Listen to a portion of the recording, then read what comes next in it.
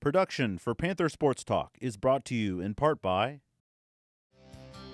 Johnson's Automotive Service is a proud supporter of Panther Sports on WEIU. Johnson's is a complete car facility for all your automotive repair and maintenance needs. Johnson's Automotive Service, keeping your life running.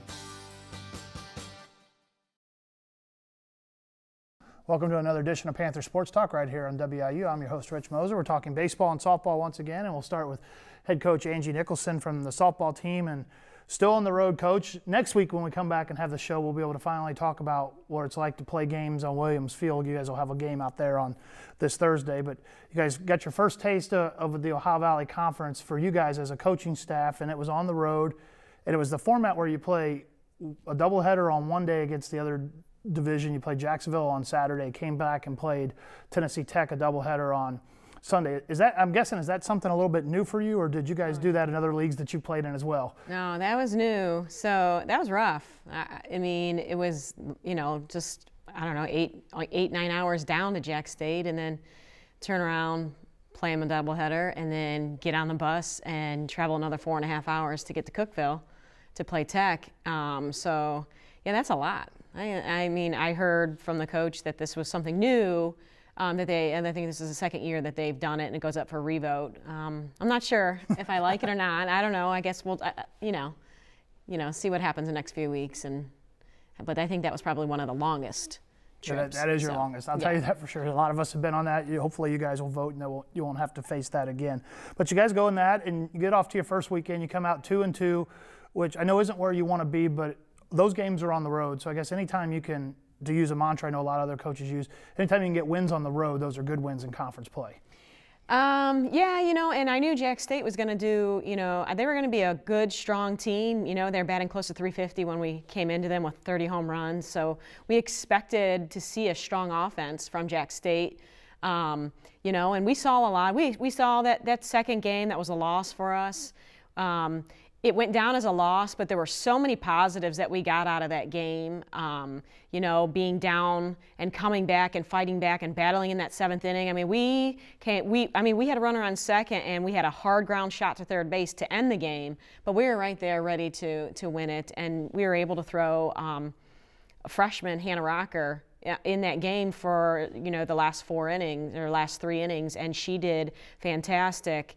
So there were little things to see the fight in the girls and letting Rocker throw. Those were all good things that we got out of that. And they were both close games. You guys ended up winning on a home run in the top of the 7th in the first game by April Markowski, and then you came back in the second game, like you said, you guys are right there threatening to tie the game and possibly take the lead and fall up a run short. After that, you guys go the next day, and you kind of, once again, you get off to the good start. You beat Tennessee Tech in the opener, and then kind of, I don't want to say run out of gas, but things didn't go your way in the second game. Yeah, it didn't go our way, but I'll tell you, the first game, I'm not going to lie, we won. Again, it's one of those things where, we had a good loss against Jack State, and we had, in my eyes, when we played Tennessee Tech, from the start, it wasn't good. It wasn't good. Our pitching wasn't good.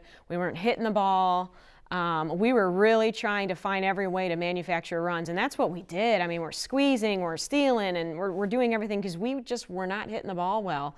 And I'll give Tennessee Tech credit. They were swinging the bat, and they were swinging it hard, and our pitchers got roughed up pretty good.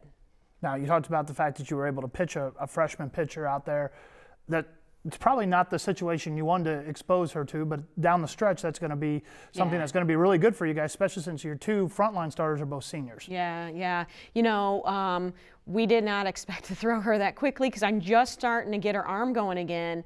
We weren't expecting her to use her this year, having 3 seniors, but losing 1, and then now we only had the 2, and with them getting roughed up the way they did. We weren't expecting that, and for Rocker not to be in game shape and to be able to just come in and do it. And she's very poised on the mound, which was another good sign to see. And she's a great fielder, so she fields her position well, all those things. It is what it is. But yeah, it's good to see and know that we can use her, when we need to use her. Now you guys go this week. You'll finally be at home on Thursday. Now the game is a change from people that have seen schedule out there. Originally it was going to be on Wednesdays, moved to Thursday. Predicted to be a lot better weather out there to get your home opener. And you're going to play a team that you're familiar with. You guys are going to play Valparaiso, which is a team from the conference you used to coach in. So you probably know a little bit more about them than maybe some of the conference teams you're playing nowadays in the OVC. Yeah, absolutely. Yep, I know Valpo pretty well.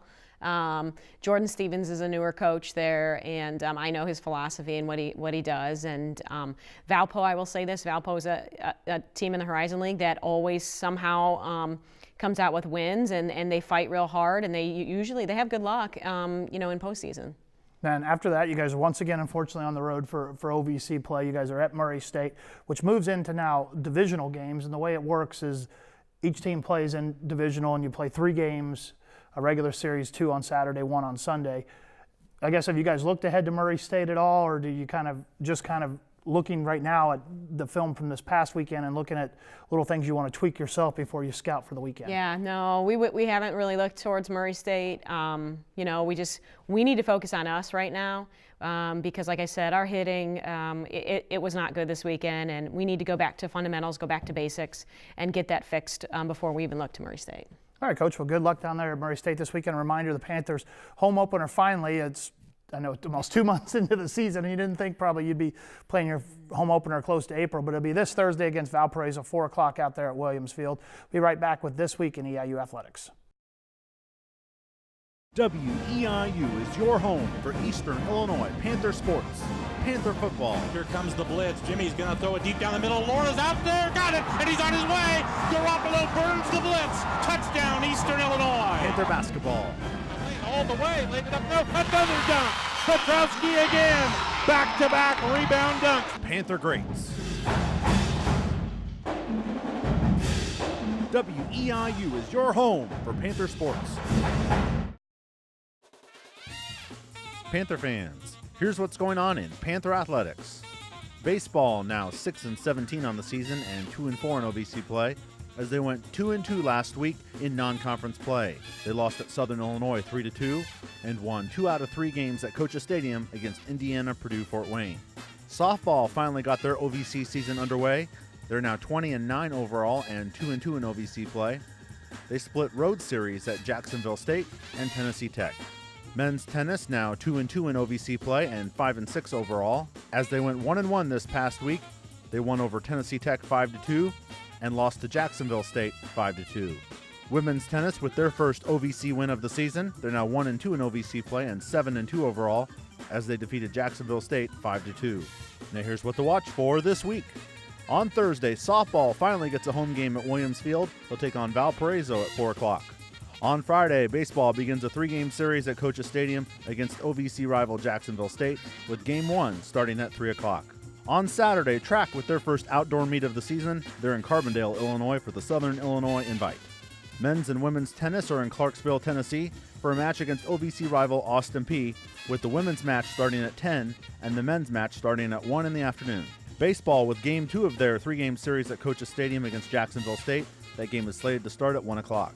And softball's in Murray, Kentucky to take on OVC West rival Murray State for a doubleheader. Game 1 starts at 1 o'clock.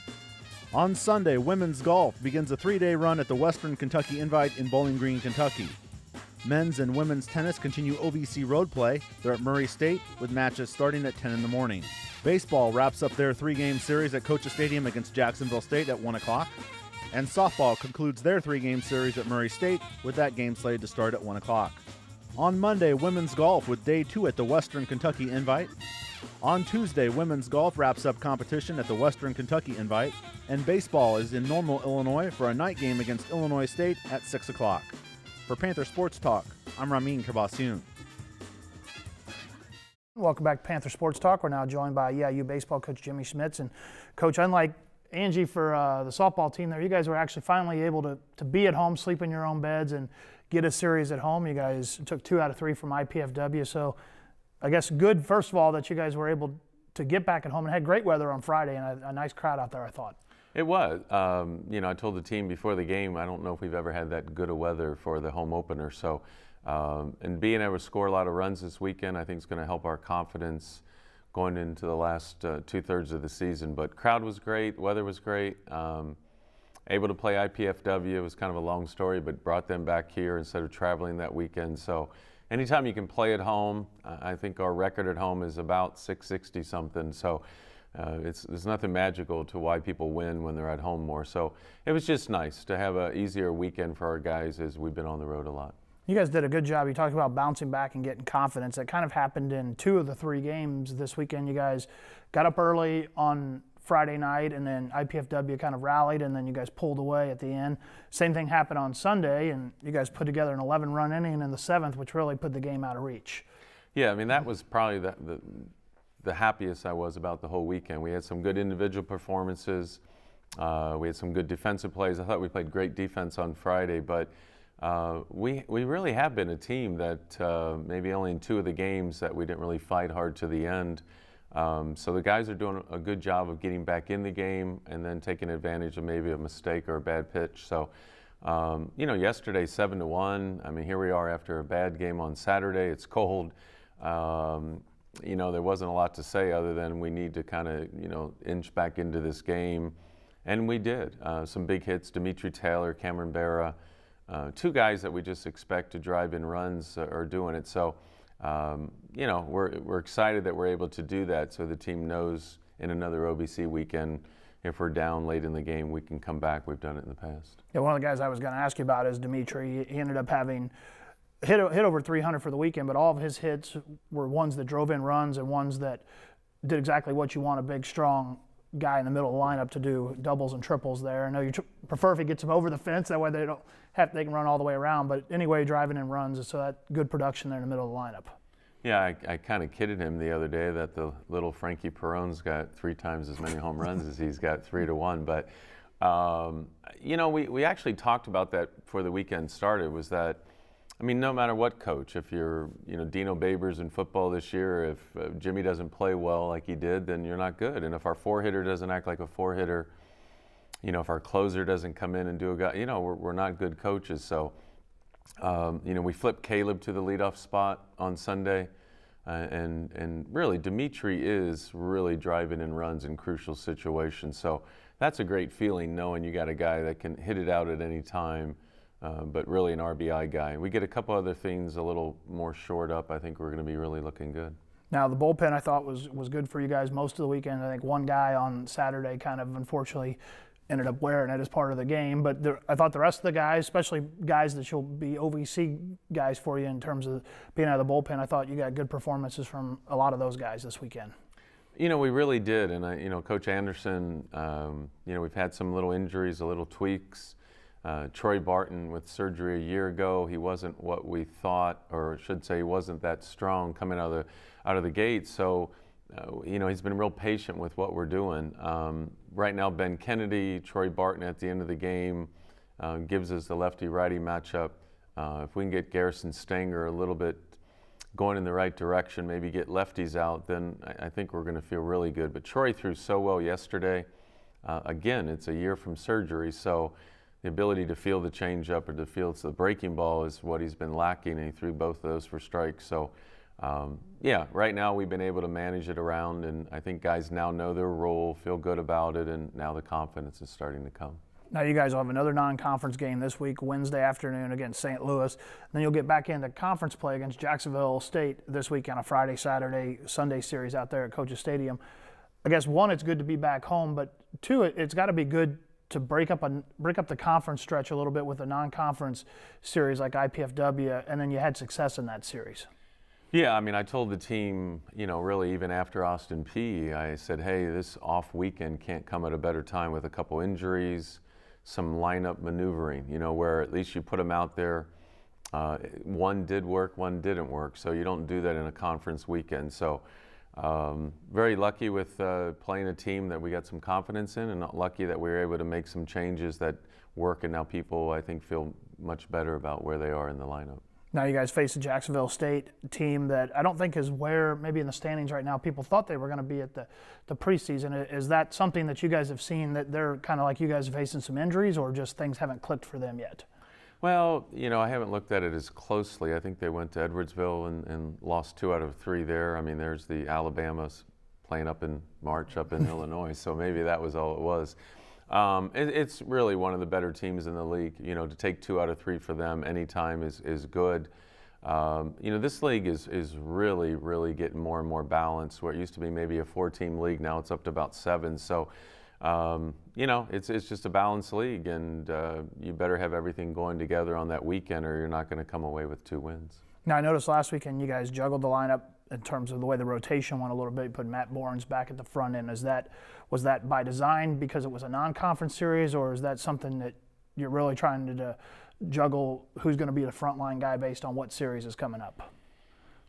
This could be a 30-minute answer here. I really mean it. He's going back to Saturday. As a coach on these weekends, I know everyone's thinking, why do you just want to win 2? But 2 out of 3 will get you really high in the standings and maybe win this whole thing. So that's what Coach Anderson, the pitching coach, does really, really well. He tries to figure out. Jake Johansmeyer is going back. Did not pitch well at all, obviously, Saturday. But Jake was a Friday night guy last year. You get through that first game, and then you got Matt and Joe on Saturday and Sunday. So, we're going with the best way, just the way we do a lineup. What's our best chances of winning? What's our best chances of coming away with the series win, 2 wins? And so we're going with Jake and then Matt. Sunday will be TBA, but those 2 are going to start it off. And I think Jake will do just what he did last year on Fridays and get us off to a good start. All right, Coach, the weather's supposed to be nicer out there this weekend, too. Cold to start of the week, so start warming up on Wednesday, Thursday, and then nice on Friday, Saturday, and Sunday. Wednesday against St. Louis will be out there at 3 o'clock at Coach's Stadium. Then the weekend series against Jacksonville State, 1-1 out there at Coach's Stadium. Come on out. The weather will be nice. See some good college baseball there between EIU and Jacksonville State. We're going to wrap up this week's program with a feature on Caleb Howell, the senior outfielder with the baseball team. Thanks for watching, everybody. Now back to the Panthers, number 15, Caleb Howell. EIU Baseball is getting into the swing of their OVC schedule after a tough non-conference slate against several top 25 teams. And leading them offensively has been junior outfielder Caleb Howell. He's practice, it's the same. When he struggles, it might be, 4 for 10 for the weekend and not 6. So he knows what he tries to do. He doesn't try to do too much, and that's what makes him good. I mean, it really depends on the count, but my approach is hit the ball away, turn the ball in, get on base as much as possible, because I feel like that's one of the most important stats in baseball is on-base percentage. Batting third, for me, it's a little bit different from last year, batting leadoff and freshman year.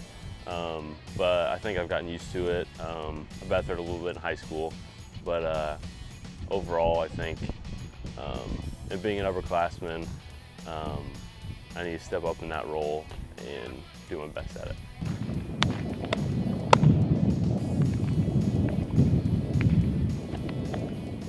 I think I'm a leader. I'm not as much of a vocal leader as some of the guys, but I try to lead by example and to work hard and show everybody that working hard can get you places.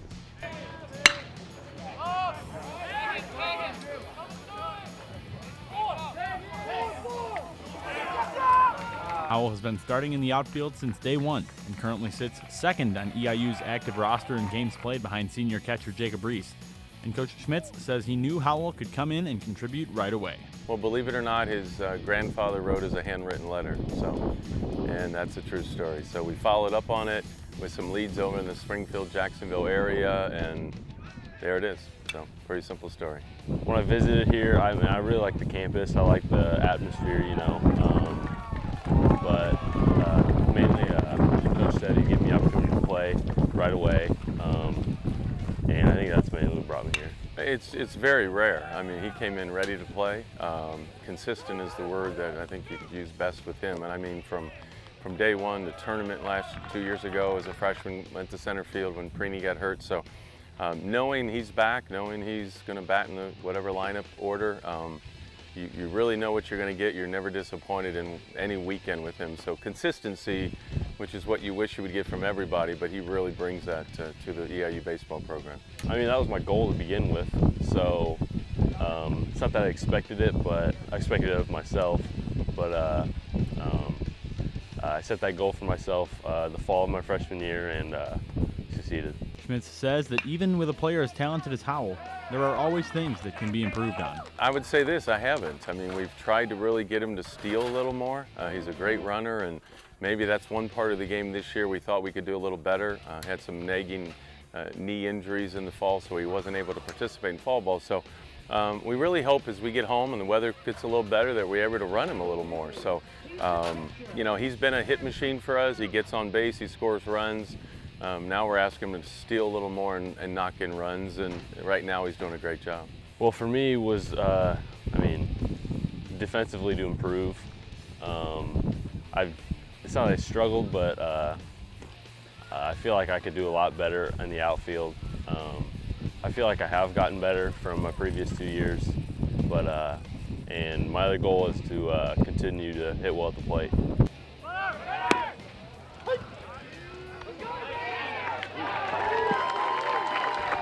Yeah, that's another thing I wanted to improve on was stealing bases. For me, I mean, last couple years I had injuries, but yeah, stealing bases, I think I need to work more on that. I need to get better jumps on the base paths and get better leads. I think it is the base stealing, you know, to be that guy, to use that speed in a kind of aggressive way, to really, because to play at the next level, he's going to have to do that. You know, he's going to be a guy that gets on base, well, you're going to have to steal. So, you know, like I said, he's had some nagging leg injuries that's limited that, but we think that's where he's going to really break out here. EIU continues their conference schedule this weekend at home against Jacksonville State. Facing good competition, I mean, that gets us ready for conference, and it gets the team ready for the rest of the season. I think just staying focused, staying with the same approach, not changing anything. But I think overall as a team, we just need to finish games and compete defensively. Playing away for so long, I mean, it's nice to go down south in warmer weather, but it's nice to be back at home. But I think we need to work on, I think we just need to work on our approaches at the plate. I think they're getting better, and defensively, we just need to finish games. Reporting for Panther Sports Talk, I'm Brad Kupiak.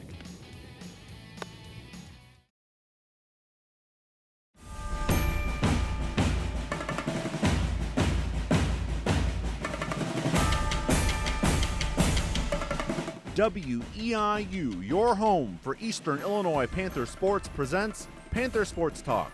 Highlights, player features, and coaches' interviews with host Rich Moser. All things you need to know EIU sports on Panther Sports Talk. Join us Wednesday at 6:30 on WEIU.